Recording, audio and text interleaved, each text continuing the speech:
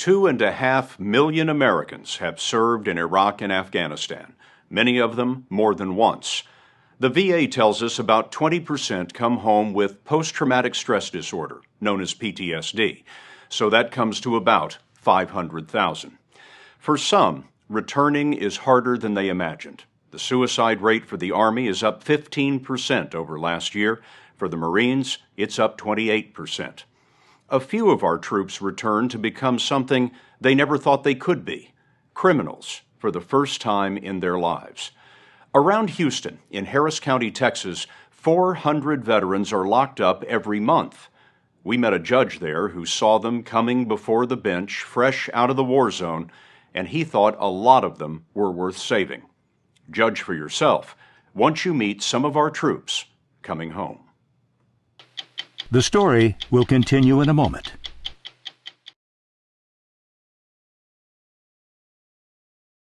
How long in the Marine Corps?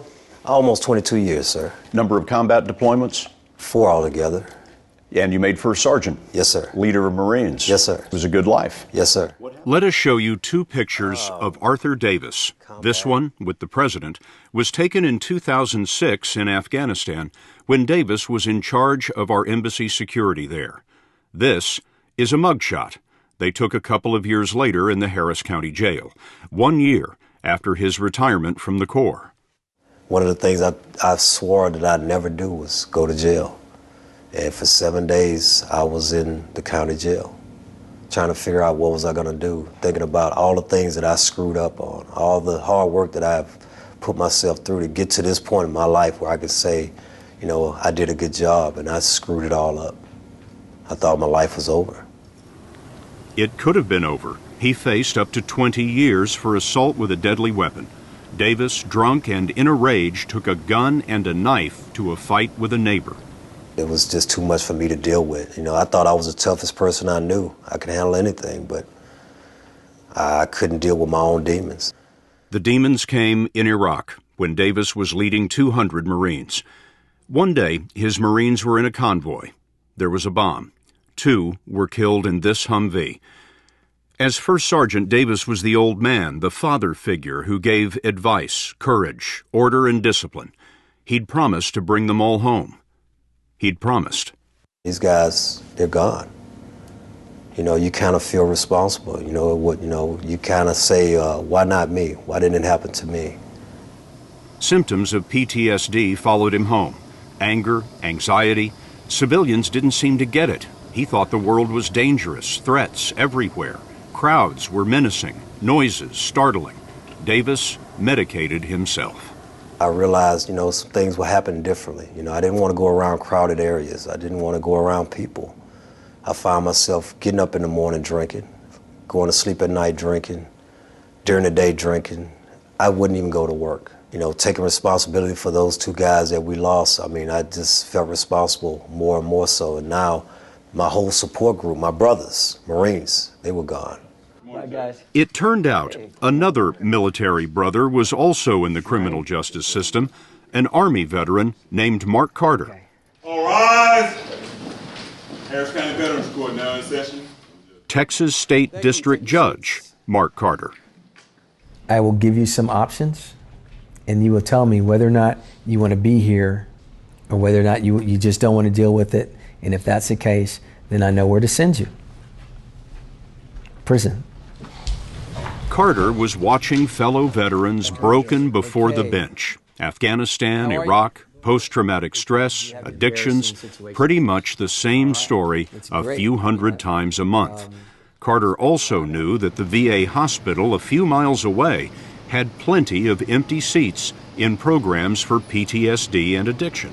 You have to put them in a program that's going to help them, that's going to make them be successful. All right? If you just put them out there on probation, they're going to fail. If you put them on probation that's tailored to deal with their problems, PTSD and drug use, then they'll be successful and they won't have to go to prison.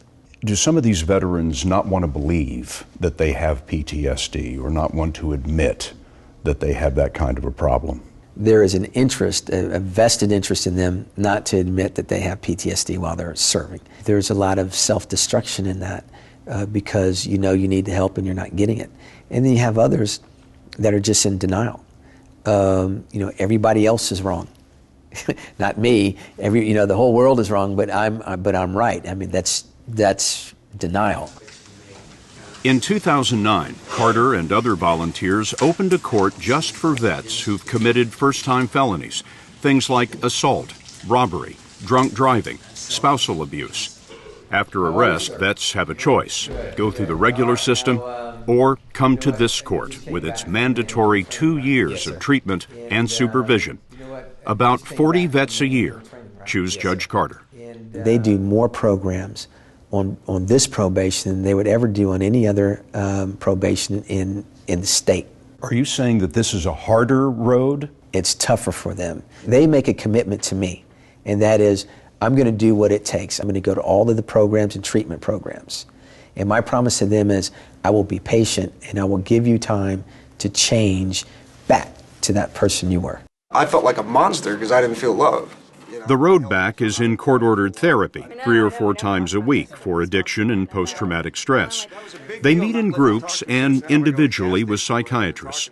The VA is getting a lot of credit these days for developing innovative PTSD therapies. My recurring dream was the fact that no matter how hard I tried to protect the people that were behind me, the guys that were coming, I couldn't kill. And their intention is to hurt everybody behind me, and there's nothing I could do to stop it. So I wake up screaming, not because I'm gonna get hurt, but because I wasn't able to stop everybody else getting hurt. Yeah. Anybody had sleep paralysis? Yes. Oh, that's you can't move. freaky. You wake up, you open your eyes, but you can't move your body, and you feel like somebody's about to get you. Oh, it's the most terrifying experience of my life.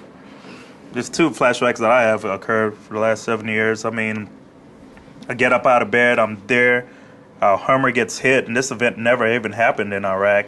Everybody on my team and my Hummer is hurt, and I'm reaching for my M16, my weapon, and I'm patting on the ground, and I can't find it. And I can't find it over and over again. That's Kevin Thomas, a former Marine. He was in Iraq one night on routine duty when the kind of thing happened that sears a date into a man's memory. It was January 26, 2005. Our unit was out at nighttime doing security, and we got the call over the radio that there was a helicopter that was down. Everybody in that perished. What did you see? Wreckage, carnage, bodies. How many? 25 to 30 Marines, brothers, family. 6 months later, Thomas returned to his own family in Houston. I started drinking heavily, and certain symptoms of PTSD kicked in. I didn't know what was going wrong with me. I started isolating a lot, avoidance. Little but slowly, the things that I acquired, I lost after I came back from Iraq. He lost his job and his family's trust. Coming home was hard because, in a sense, he was still at war. In Iraq, he lived with hidden threats all around. His aggression was on a hair trigger. Back in Texas, he didn't want to leave the house. He was angry all the time, and he finally hit his wife. Felony assault. I was angry about unfinished business in Iraq. I wanted to go back in. I was angry of the way I viewed the world now. I was angry of people taking for granted the liberty of freedom. We give too many civilians the benefit of the doubt that they should know and should understand, but they don't. What the world is really like and how Iraq really was. All right, Kevin Thomas, another Marine. How are you, sir? Outstanding, sir. Good, good. I just want to tell you it takes a lot of courage to go back in there and face those monsters. Yes, sir. Okay, good job, sir. All right. All right, Thank good job. Every 2 weeks, the vet reports to the judge.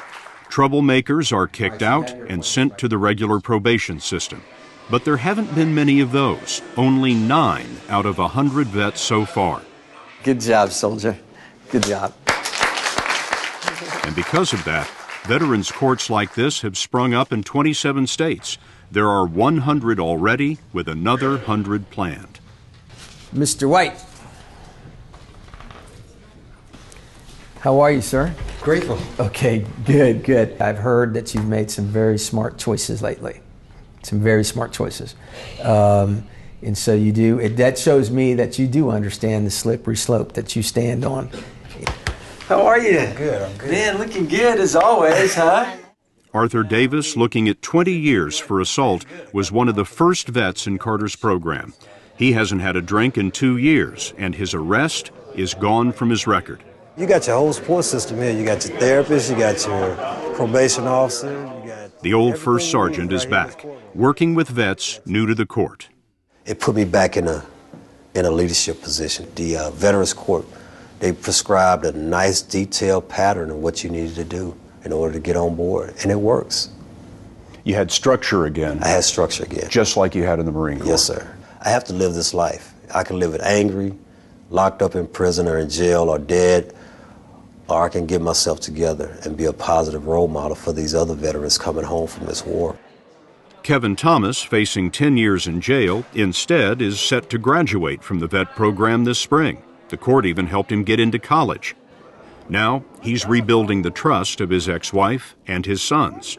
Okay, I got you. In the Marines, Thomas swore to defend the country from all enemies. It appears he's made good on that oath, including the enemy within. What was it that scared you enough to become involved in the Veterans Court program? I didn't like the person I was. Were you afraid you were going to lose the boys? Yes. You know, we were with you when you took the boys out for ice cream the other day, and one of them asked you, what was it like in the Marines? What was it like? In the Marines? When he's a little bit older, what are you going to tell him about your experience? I'm going to tell him that my experience and my career in the Marines was great. It's the best thing I ever did in my life. Sorry. It's the best thing I ever did in my life.